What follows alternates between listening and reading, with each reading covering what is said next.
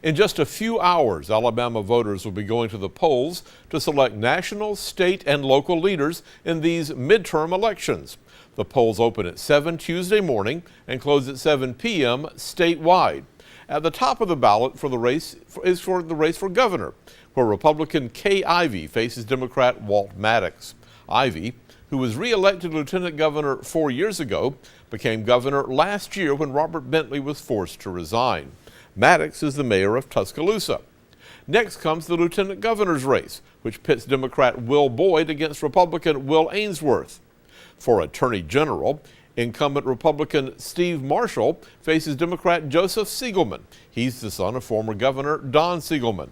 In the race for state Supreme Court Chief Justice, Democrat Bob Vance Jr., whose father was a federal judge assassinated by a pipe bomb back in 1989, faces Republican Tom Parker.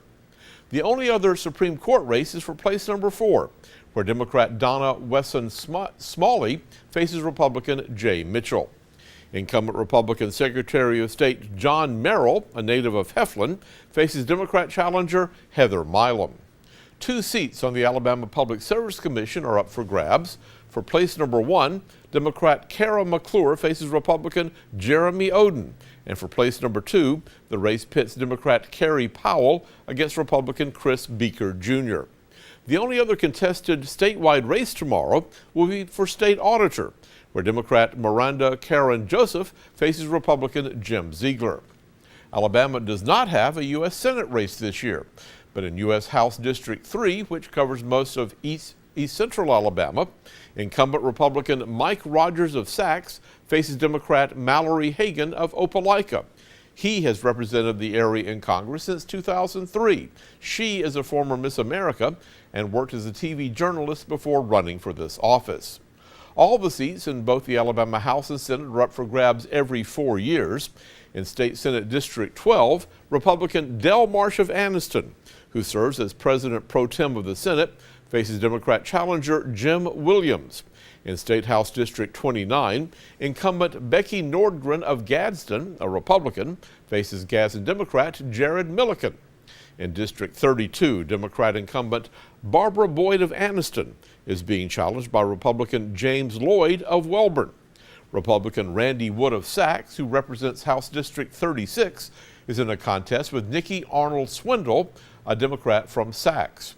In District 40, Republican incumbent Coven L. Brown of Jacksonville is being challenged by Pam Howard of Jacksonville. 4 statewide amendments are up for consideration tomorrow. Amendment 1 would allow the display of the 10 Commandments on all public property in Alabama. Amendment 2 would endorse the right to life and deny the right to an abortion.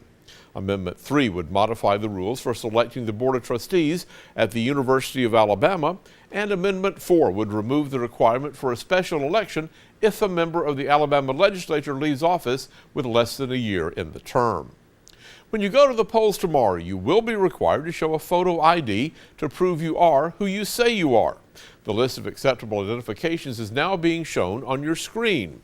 If you do not bring one of those to the polls tomorrow, you will be allowed to vote a provisional ballot, according to the Secretary of State's office.